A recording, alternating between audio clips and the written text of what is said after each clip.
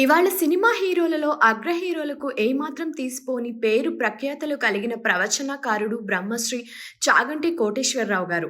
గత 15 ఏళ్లలో ఆయన సాధించిన ప్రతిష్ట మరే ఇతర ఆధ్యాత్మికవేత్తలకు దక్కలేదు అనేది నిస్సందేహం. అఖండ ప్రజ్ఞావంతుడు, పండితుడు, వేదమూర్తి చాగంటి గారు. ఆయన ఎంతటి ఖ్యాతి గడించారో కొన్ని వివాదాల్లో కూడా చిక్కుకున్నారు, సునాయాసంగా బయటపడ్డారు.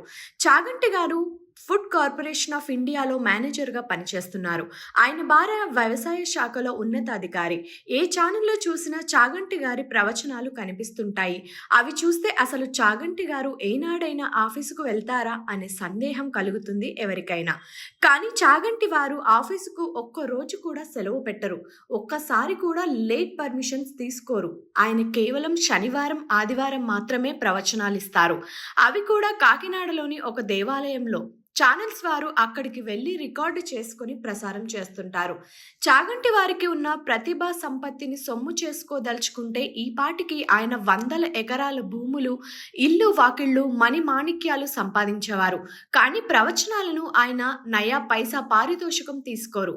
ఎక్కడికైనా బయట నగరాలకు వెళ్లి ప్రవచనాలు ఇవ్వాల్సి వస్తే ఆయన తన సొంత డబ్బుతో స్లీపర్ క్లాస్ టికెట్ తీసుకుని ప్రయాణం చేస్తారు తప్ప నిర్వాహకుల నుంచి డబ్బులు తీసుకోరు.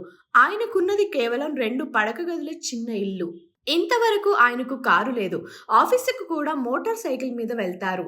ఎఫ్సిఐ డైరెక్టర్ క్రైస్తవుడు. చాగంటి వారు ఆఫీసుకు వెళ్ళగానే ఆయనే స్వయంగా వచ్చి బూట్లు విప్పి చాగంటి గారికి నమస్కారం చేస్తారు. సెలవులను ఉపయోగించుకోమని, కావాలంటే లేట్ అనుమతులు తీసుకోమని చెప్పినా చాగంటి గారు ఆ సౌకర్యాలను ఎన్నడూ వినియోగించుకోలేదు. చాగంటి గారికి 6 ఏళ్ల వయసులో జనకులు గతించారు. ఆయనకు ఒక అక్క, ఒక చెల్లెలు, ఒక తమ్ముడు ఉన్నారు. తల్లిగారు కష్టపడి 4 పిల్లలను పెంచారు. వారికి ఆస్తిపాస్తులు లేవు. నిరుపేద కుటుంబం. సంసారానికి తాను మాత్రమే పెద్ద దిక్కు అన్న స్పృహ పొటమరించగా చాగంటి వారు అహోరాత్రులు సరస్వతి ఉపాసనే లక్ష్యంగా విద్యను అభ్యసించారు. పాఠశాల స్థాయి నుంచి ఆయన విద్యాబుద్ధులు వికసించాయి. వేదాగ్రని ఆయన రసనం మీద తిష్ట వేసుకుని కూర్చున్నది. ఫలితంగా ఆయన యూనివర్సిటీ స్థాయి వరకు గోల్డ్ మెడలిస్టుగా ఎదిగారు.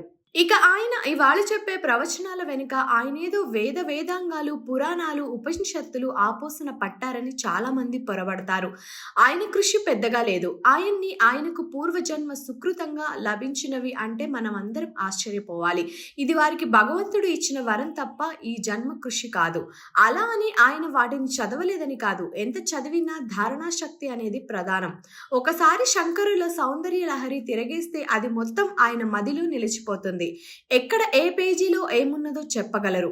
వరప్రసాదికులకు మాత్రమే ఇది సాధ్యం. ఆయన ఉద్యోగంలో చేరాక తోబుట్టువుల బాధ్యతను స్వీకరించారు. అక్క, చెల్లెలు, తమ్ముడుకు తానే తన సంపాదనతో వివాహాలు చేశారు. కుటుంబం కోసం తన కష్టార్జితాన్ని మొత్తం ధారపోశారు. తనకంటూ ఈ రోజు వరకు బ్యాంక్ బ్యాలెన్స్ లేదంటే నమ్ముతారా? అప్పుడప్పుడు కాకినాడలో అయ్యప్ప దేవాలయంలో సాయంత్రం కూర్చుని భక్తుల ముందు భారత భాగవత ప్రవచనాలు ఇచ్చేవారు. ఎన్నడూ పట్టణం దాటి ఎరుగరు. ఏనాడు డబ్బు పుచ్చుకునేవారు కాదు. ఆయన సర్వలాలిత్యం, ధారణ, విజ్ఞానం, విశదీకరణ భక్తులను ఆకర్షించాయి. అభిమానులు పెరిగారు. పివి నరసింహారావు ప్రధానమంత్రిగా ఉన్న సమయంలో అనుకుంటాను ఎక్కడో ఒక చోట చాగంటి వారిని కలిశారు. మీ గురించి ఎంతో విన్నాను. మీ ఆధ్యాత్మిక పరిజ్ఞానం అసాధారణం. మీ ప్రవచనాలు నాకు బాగా నచ్చాయి. ముఖ్యంగా మీ పాండితీ ప్రకర్ష అమోఘం. ఇప్పుడు నేను మంచి స్థితిలో ఉన్నాను. ఏమైనా అడగండి, చేసి పెడతాను అన్నారు పివి. చాగంటి గారు నవ్వేసి, మీకు నాకు ఇవ్వాల్సింది ఆ పరమాత్మే తప్ప మరెవరూ కాదు. మీ సహృదయానికి కృతజ్ఞతలు. నాకేమీ ఆశలు లేవు అని నమస్కరించి బయటకు వెళ్లిపోయారు.